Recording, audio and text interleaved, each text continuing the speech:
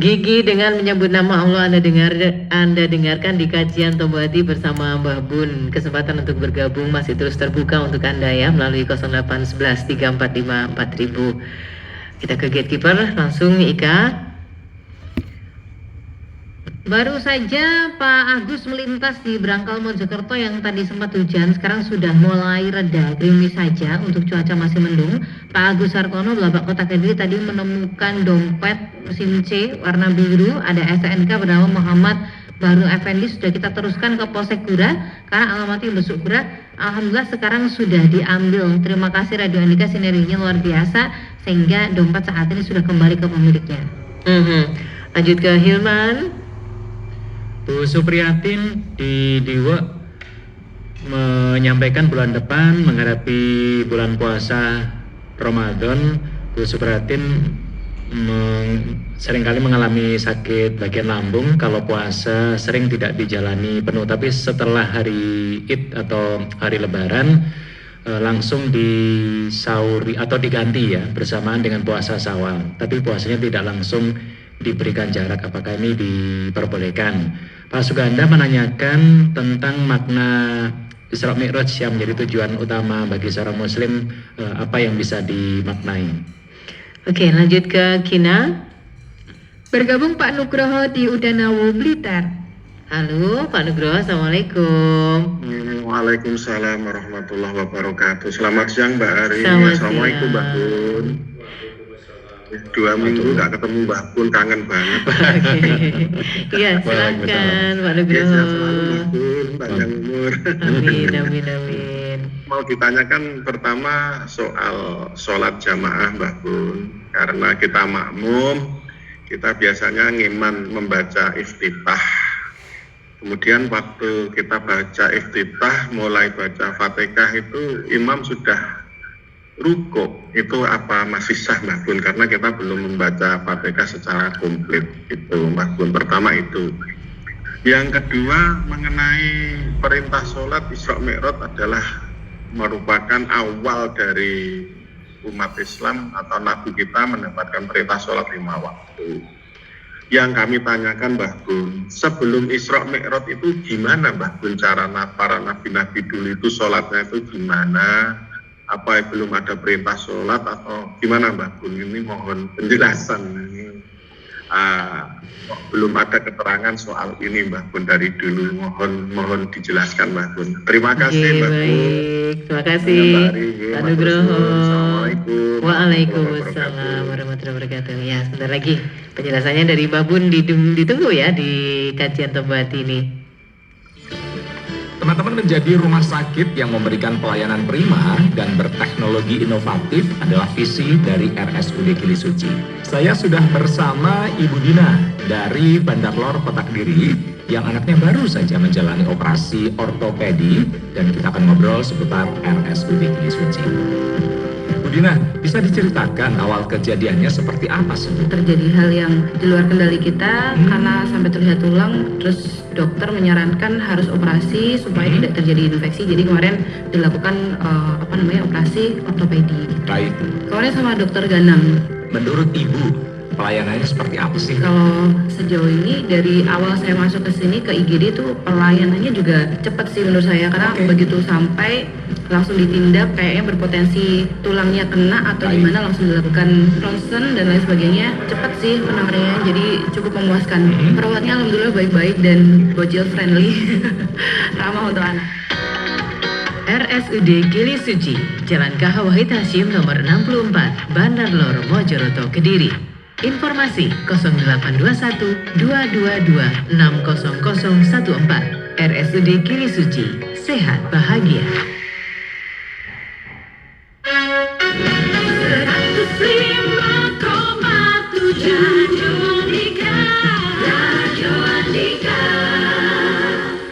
Silakan Mbak Bun penjelasannya untuk Pak Nugroho dulu. Pak Nugroho dulu, Ya. ya oke Pak Nugroho. Jadi di mana sholat jamaah ya, sholat jamaah, lalu makmumnya baru membaca Fatihah, iftitah, langsung makmum imamnya langsung ruku, lalu kita ikut ruku. Itu apa sudah termasuk hitungan? Termasuk hitungan. Jadi begini ya. Jadi pada dasarnya ini akhirnya saya menjelaskan agak panjang dikit ya. Jadi pada dasarnya waktu imam membaca Fatihah ya, jamaah posisi kalau Fatihahnya dibaca keras jahar, menurut Abu Hanifah makmum tidak boleh membaca apa-apa, malah tidak boleh baca apa-apa. Jadi waktu imam membaca Fatihah dan membaca Al-Quran tidak boleh, makmum diam. Dasarnya Abu Hanifah apa?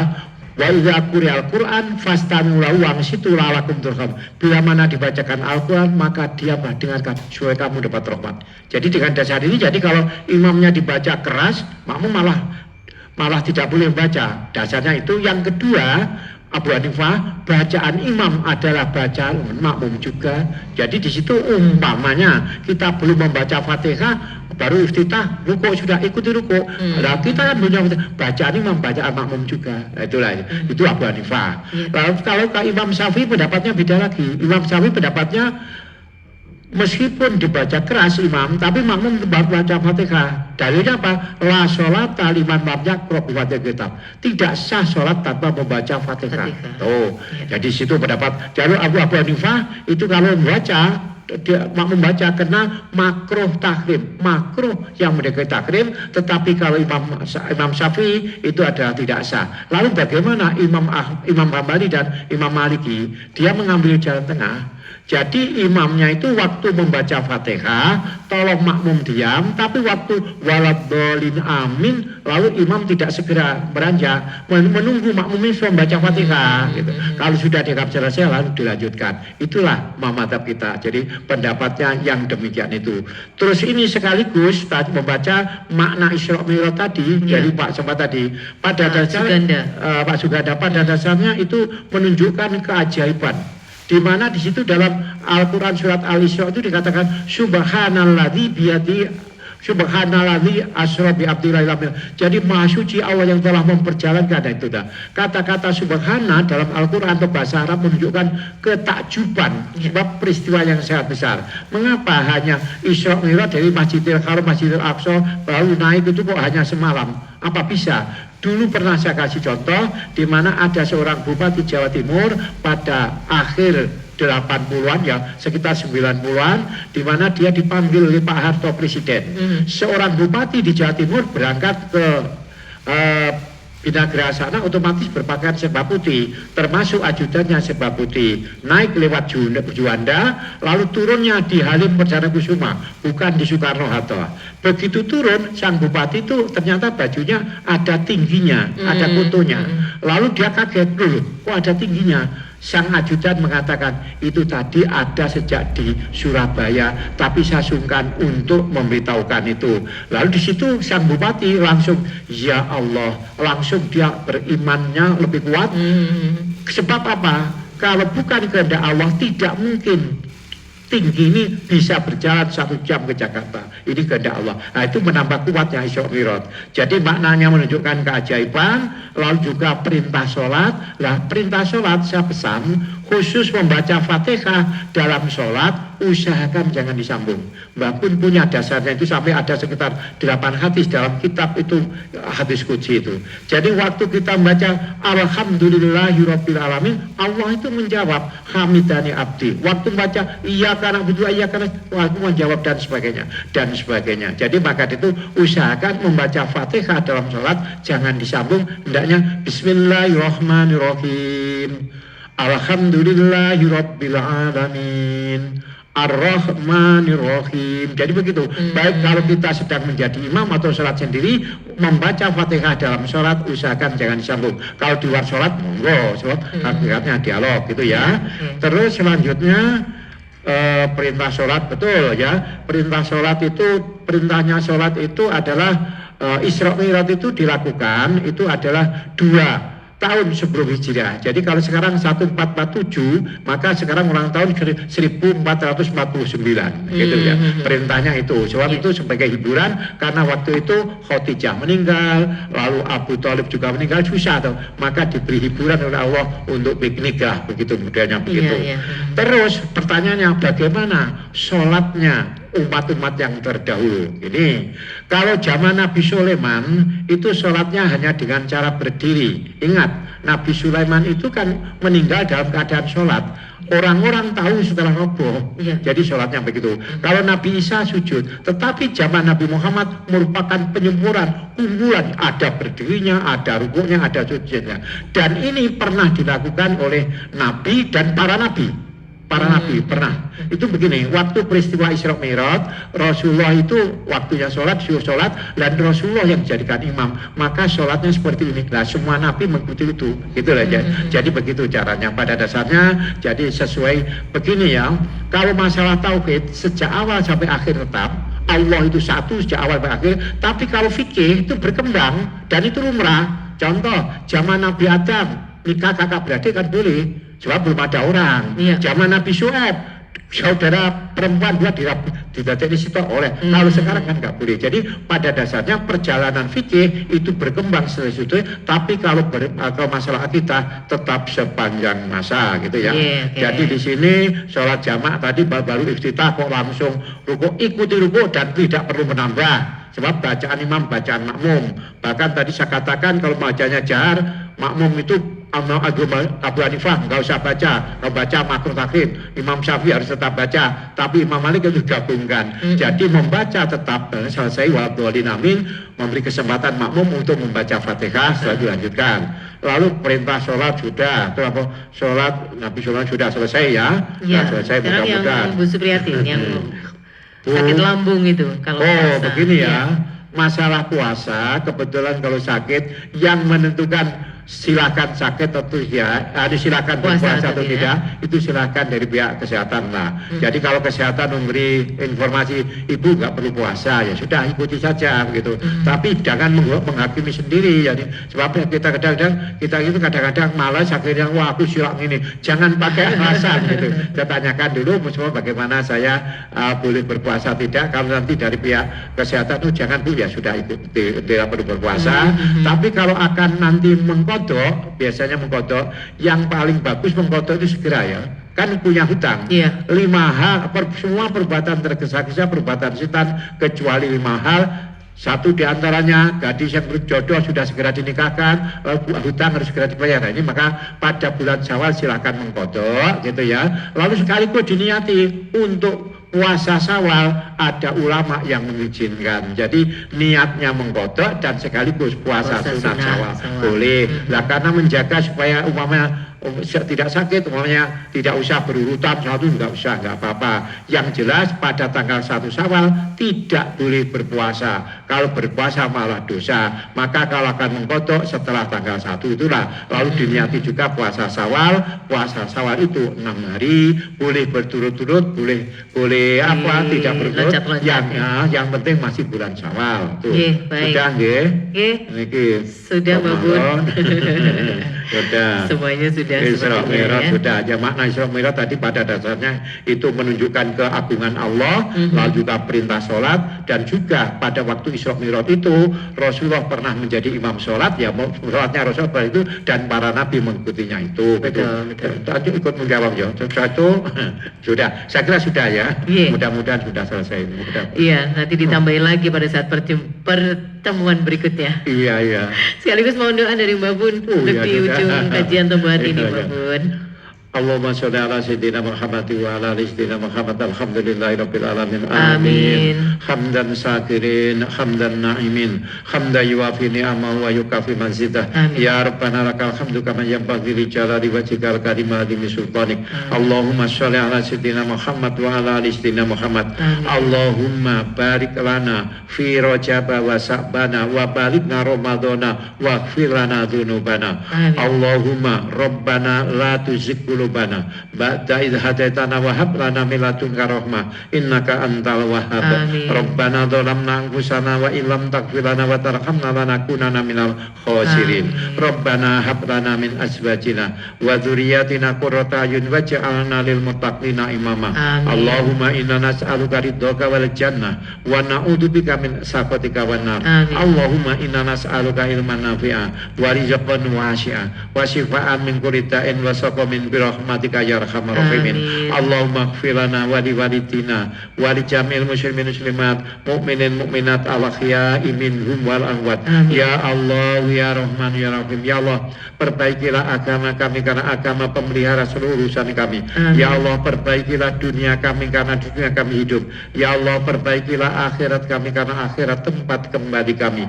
Ya Allah, jadikanlah hidup kami untuk selalu berbuat baik, berbakti dan mengabdi hanya kepadamu ya Allah.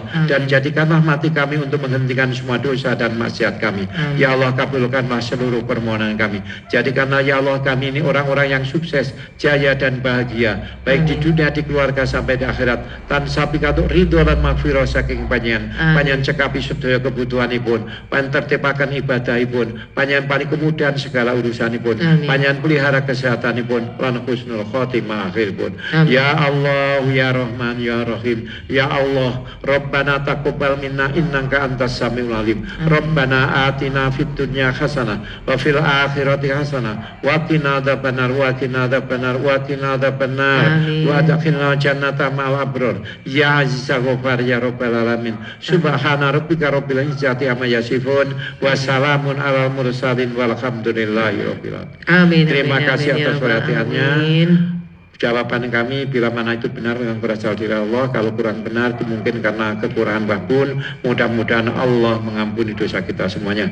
Terima kasih. Assalamualaikum warahmatullahi wabarakatuh. Waalaikumsalam warahmatullahi wabarakatuh. Terima kasih Mbah Bun sudah memberi kita tambahan kajian dalam kajian Tobati, tambahan wawasan agama Islam di hari ini, dan Kamis depan kita tentu berharap Mbah Bun bisa hadir lagi dalam kajian Tombo Hati.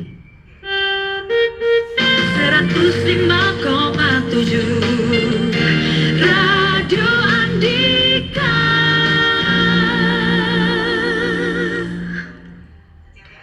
Nah, ini untuk Anda yang bingung mencari sekolah yang terbaik untuk anak Anda, ada informasi bagi orang tua yang sedang mencari sekolah untuk anaknya baik di jenjang KB, TK, SD, SMP, dan SMA. Petra Kediri telah membuka pendaftaran untuk SPMB tahun ajaran 2026-2027 mulai 12 Januari 2026. Pastinya akan ada potongan biaya pendidikan pada pendaftaran gelombang 1 yang akan berakhir pada 28 Februari 2026. Petra Kediri adalah pilihan yang tepat untuk tempat belajar putra-putri Anda karena di Petra Kediri memberikan pendidikan berkualitas, mengutamakan pendidikan holistik yang tidak hanya mengutamakan prestasi akademis, tapi mengintegrasikan aspek fisik, emosional, mental, dan spiritual dalam mengembangkan potensi siswa secara utuh. Dapatkan pendidikan berkualitas dengan pengembangan karakter Kristiani yang unggul dan terus berinovasi mengikuti perkembangan zaman. Untuk informasi lebih lanjut hubungi 0812 5979 2829. 0812-5979-2829. Petra Kediri mempersiapkan masa depan yang gemilang bagi putra-putri Anda.